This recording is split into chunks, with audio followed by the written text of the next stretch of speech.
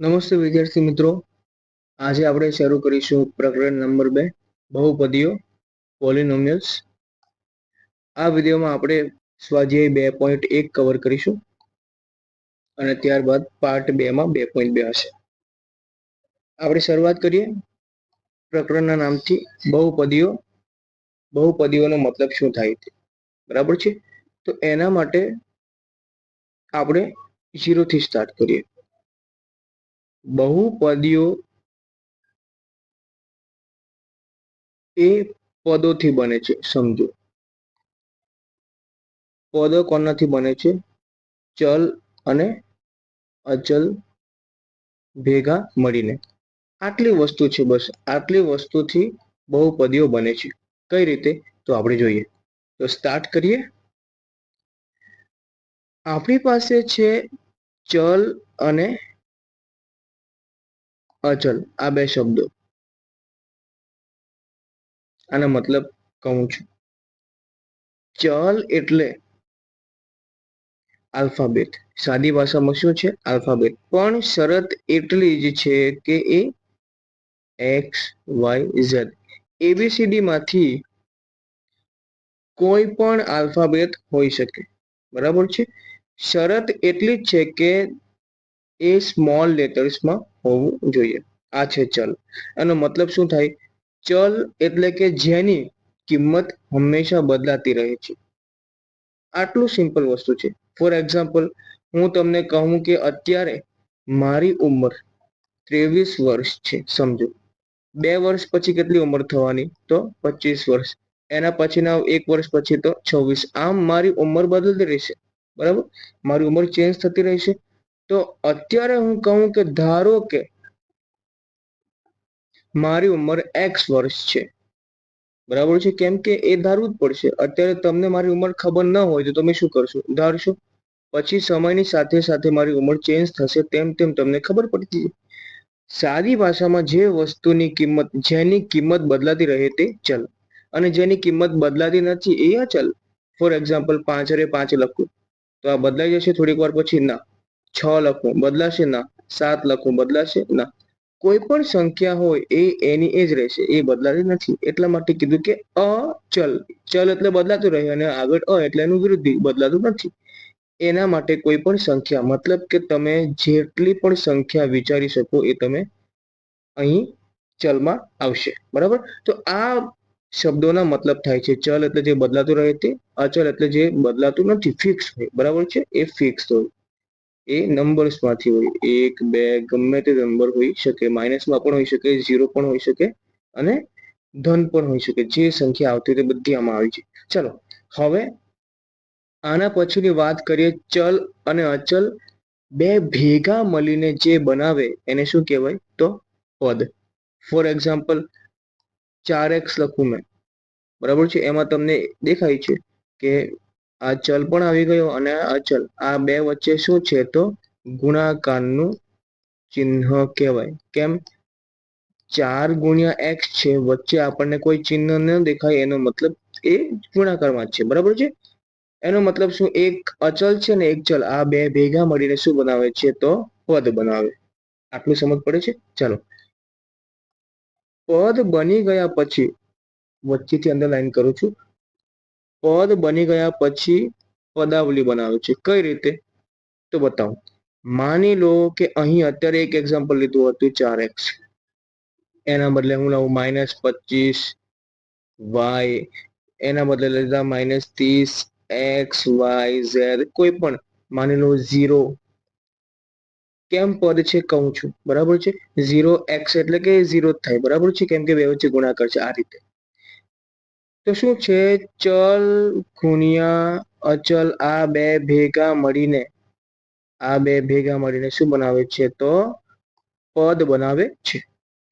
અને આવા ઘણા બધા પદો ભેગા મળીને શું બનાવશે? તો પદાવલી. ફોર એક્ઝામ્પલ, હું અત્યારે લખું કે 4x + 25. તમને દેખાય છે કે અહીંયા એક પદ છે, અહીંયા એક પદ છે, તો કેટલા પદ થઈ ગયા? 2 પદ. ગમે એટલા પદ હોઈ શકે. મેં કહું કે 20x² વત્તા 15x વત્તા 20. અહીં એક પદ છે, આ એક પદ, આ 3 પદ થઈ ગયા. મતલબ કે ઘણા બધા પદો ભેગા મળીને પદાવલી બનાવશે. ખાલી એક જ હોય તો સિંગલ પદ, ઘણી બધી પદની વચ્ચે પ્લસ હોય, માઇનસ હોય. માની લો 20x-15, ઓછા પણ આવી શકે, વત્તા ગમે તે આવે, પણ પદોની સંખ્યા તમને દેખાય છે. એકથી વધારે હોય તો પદાવલી કહેવાય. બરાબર છે? આટલી જ વસ્તુ છે ખાલી. અને હવે આ જે પદાવલીઓ બને છે એને જ આપણે શું કહેવાના છે? બહુપદી. કેમ? પદાવલી એટલે પદી ને બહુ એટલે વધારે હોય. તે એકથી વધારે હોય એટલે બહુપદી જ કહેવાય. બરાબર છે? હવે આપણે આવી ગયા આપણા ટોપિક ઉપર, જેનું નામ જ છે બહુપદીઓ. બહુપદીઓ એટલે એક કરતા વધારે પદ હોય એ માટે. ચાલો તો આપણે પ્રકરણની શરૂઆત કરીએ. 4x વત્તા 15. હવે એક લખું છું 4x² વત્તા 20x ઓછા 2. હવે લખીશ 15x³ વત્તા 2x² વત્તા 4x ઓછા 19. હવે લખીશ 4x² વત્તા 15. હવે લખીશ 15x³ વત્તા 20x વત્તા 5. નેક્સ્ટ લખીશ 15x³ વત્તા 4x² વત્તા 7. તમને બધી વસ્તુમાં કંઈક દેખાય છે. ફોર એક્ઝામ્પલ, આમાં ફોકસ કરો, તમને x દેખાય છે. આમાં ફોકસ કરો, તમને x દેખાય છે. અહીં તમને બધી જગ્યાએ x દેખાતા હશે. x દેખાય છે. આમાં પણ x, આમાં પણ x, આમાં પણ x, બધામાં x છે. હવે ફોકસ કરો કે આમાં x ના માથા પર કેટલા છે. એક, બીજા કોઈ x વાળા પદ જ નથી. બરાબર છે? આમાં x ના માથા પર જોવા જઈએ તો અહીં છે એક x છે, અહીંયા બગડે 2 છે, અહીંયા એક x છે, ત્યાં એકડે 1.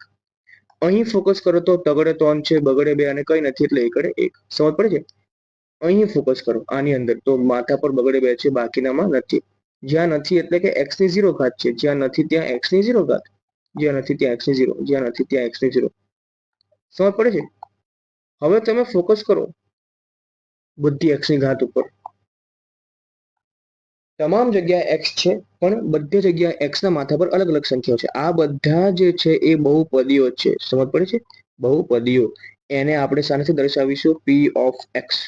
મતલબ આના બરાબર પણ p of x થાય, આના બરાબર પણ p of x, આના બરાબર, બધાના બરાબર શું થાય છે? p of x. સમજ પડે છે? કેમ કે પોલિનોમિયલ આનું નામ જ છે એટલે p of x. કેમ? તો બધા જે ચલ છે એ x માં છે એટલા માટે. માની લો p of y લખું તો બધા જે x છે એના બદલે y હોય. આટલી વસ્તુ છે. તો હવે આ જે ઘાતાંક આપણે માથા પર દેખાય છે એના પ્રમાણે એના નામકરણ છે બચ્ચાઓ. હવે નામકરણ ઉપર ફોકસ કરીએ. પહેલી વસ્તુ જે છે, કોઈ પણ બહુપદી આપી હોય એનું પ્રામાણિક સ્વરૂપ આવું હોય. માની લો કે શરૂઆતથી કરીએ તો x ના માથા પર એકડે 1 ઘાત હોય.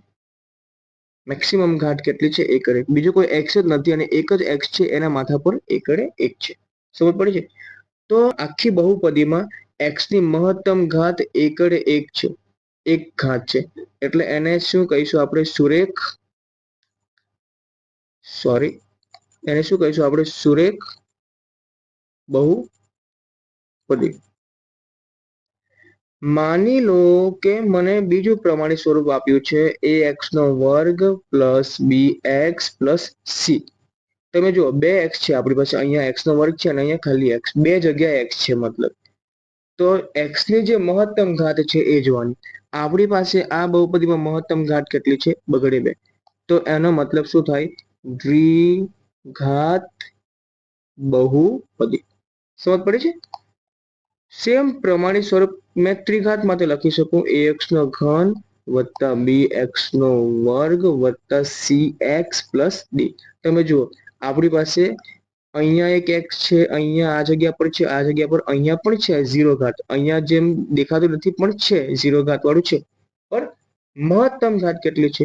તો 3. એટલા માટે આનું નામ છે ત્રિઘાત બહુપદી. સમજ પડે છે? મતલબ કે બહુપદીમાં મહત્તમ ઘાત જોવાની છે અને એના પરથી એનું નામકરણ થાય છે.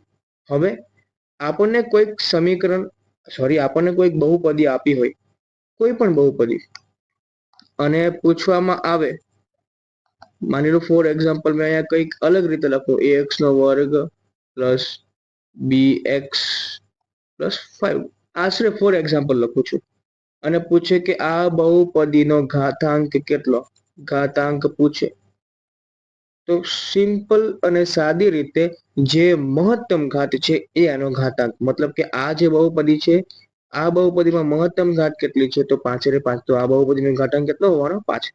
એટલે મહત્તમ ઘાત જોવાની. સમજ પડે છે આટલી વસ્તુ? ચાલો, આ થઈ બેઝિક વસ્તુ, જે બહુપદીનો મતલબ અને એનું નામકરણ હતું. એના પછી જે આવે છે બહુપદીઓના શૂન્યો. શૂન્ય એટલે શું? કોઈક બહુપદીમાં ચલની કિંમત મૂકતા એની કિંમત 0 આવે. ફોર એક્ઝામ્પલ હું લખું છું 5x વત્તા 15 ઇઝ ઇક્વલ ટુ 0. આ મને એક સમીકરણ છે, બરાબર? આ સમીકરણમાં x બરાબર હું કેટલા મૂકું, આ સમીકરણમાં x બરાબર કેટલા મૂકું તો મને જવાબ 0 મળશે. તો ઓબ્વિયસલી -3 મૂકું x બરાબર, તો મને જવાબ 0 મળશે. તો આ શું છે? એનું શૂન્ય છે. શું છે? શૂન્ય. સાદી ભાષામાં કહેવા જોઈએ તો એનો ઉકેલ કહેવાય. શું કહેવાય? ઉકેલ. બરાબર છે? કેમ? તો બતાવું છું દાખલો ગણીને. જુઓ, અહીંથી આપણે x ની કિંમત શોધીએ તો 5x ઇઝ ઇક્વલ ટુ -15 થાય. હા કે ના? x ને કરતા બનાવો તો -15/5, અને ત્યાંથી x બરાબર કેટલા આવે? -3. તો આનો ઉકેલ થાય કે નથી થતો? આ સમીકરણ છે એટલા માટે, પણ આપણને સમીકરણને બદલે આવું ફોર્મ આપ્યું હોય, p of x is equal to 5x plus 15. આ શું છે? તો બહુપદી છે, અને બહુપદીનું શૂન્ય શું છે? તો -3. સમજ પડે છે? આ રીતે. હવે આ તમે જુઓ, અહીં x ની મહત્તમ ઘાત કેટલી છે? એકડે 1. એટલા માટે આપણને શૂન્યની સંખ્યા પણ 1 જ મળશે. એનો મતલબ શું? એનો મતલબ એવો થાય કે બહુપદીના પ્રકાર પ્રમાણે એના શૂન્યોની સંખ્યા હોય. સુરેખ બહુપદીમાં x ની મહત્તમ ઘાત એકરે 1 છે, એટલા માટે એને શૂન્યની સંખ્યા કેટલી હોવાની? તો મેક્સિમમ એકડે 1. 0 તો નથી, પણ મિનિમમ 1 તો આવે જ. બરાબર છે? શૂન્ય 1 તો હોય જ. મેક્સિમમ સુરેખ માટે એકડે 1 જ હોય. માની લો કે દ્વિઘાત બહુપદી આપી હોય, ax નો વર્ગ પ્લસ bx પ્લસ c. તો આમાં મેક્સિમમ ઘાત કેટલી છે? 2. એનો મતલબ શૂન્યની સંખ્યા મહત્તમ મને 2 મળી શકે. 1 તો હોય જ. બરાબર છે? એટલે મહત્તમ 2 એટલે 2 થી વધારે મળવાના નથી. ચોકરી. મહત્તમ 2 એટલે 2 મળશે શૂન્ય, અને 2 નહીં હોય તો 1 તો મળવાનું જ. ચાલો, સેમ વસ્તુ મેં ત્રિઘાત બહુપદી માટે વિચારો, ax નો ઘન વત્તા bx નો વર્ગ વત્તા cx પ્લસ d. આમાં મેક્સિમમ ઘાત કેટલી છે? 3. એનો મતલબ કે મને આટલા શૂન્ય મળી શકે. 4 મળશે નહીં. મેક્સિમમ 3 મળે. મને 2 મળી શકે, એકડે 1 મળી શકે, પણ શૂન્યોની સંખ્યાની વાત કરું છું. બરાબર? શૂન્ય નથી, આ 3 શૂન્ય છે એમ નથી. શૂન્યોની સંખ્યા કેટલી મળે? સમજ પડે છે? આ રીતે શૂન્યોની સંખ્યા નક્કી કરાય. હવે આટલી વસ્તુ થઈ હોય તો આપણે સ્વાધ્યાય નંબર 2.1 તરફ આગળ વધીએ.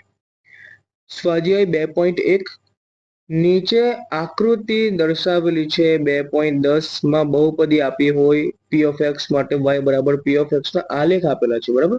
હવે જુઓ, શૂન્યોની સંખ્યા આપણે સમીકરણને ઉકેલ કરીને પણ કરી શકીએ, અને આલેખ પરથી પણ શૂન્યોની સંખ્યા શોધી શકાય. કઈ રીતે? અહીં આપણે આલેખ પરથી કરવાનું છે, તો એક તમને વસ્તુ કહું છું. તમારે ફોકસ કરવાનું છે x અક્ષ ઉપર. કોઈ પણ રેખા x અક્ષને કેટલી વખત ટચ કરે છે એ આપણે ગણવાનું છે. એ આપણે શૂન્યોની સંખ્યા હશે. બરાબર? ઝડપથી ચેક કરીએ. આગળનો આલેખ જોઈએ આપણે, પછી તમને ઇઝીલી સમજ પડશે. હું એક ફોટો અહીંયા ઇમ્પોર્ટ કરી નાખું છું. બરાબર? ચાલો જોઈએ. આ એક મારી પાસે આલેખ છે. બરાબર? જેમાં આ x અક્ષ છે અને આ y અક્ષ. આપણે શું શોધવાનું છે? શૂન્યોની સંખ્યા. તો એક જ વસ્તુ ફોકસ કરવાની છે કે ભાઈ આ x અક્ષ પર આ જે લાઈન બને છે, આ જે વક્ર બને છે વક્ર, એ એક્સ અક્ષને કેટલી વખત ટચ કરે છે? તો પહેલી અહીંયા એક વખત ટચ કરે છે, પછી અહીંયા એક વખત ટચ કરે છે, અહીંયા એક વખત અને અહીંયા ટોટલ કેટલી વખત ટચ કરે છે? 4 વખત. મતલબ કે આ જે પી ઓફ એક્સ માટેનો આલેખ આપ્યો છે એના શૂન્યોની સંખ્યા કેટલી છે? તો 4. સિમ્પલ આન્સરમાં શું લખવાનું કે ભાઈ શૂન્યોની સંખ્યા ઇઝ ઇક્વલ ટુ 4. સમજ પડે છે? બીજું એક એક્ઝામ્પલ લઈએ, પછી બાકીના તમારે જાતે કરવાના રહેશે. બરાબર? ચાલો.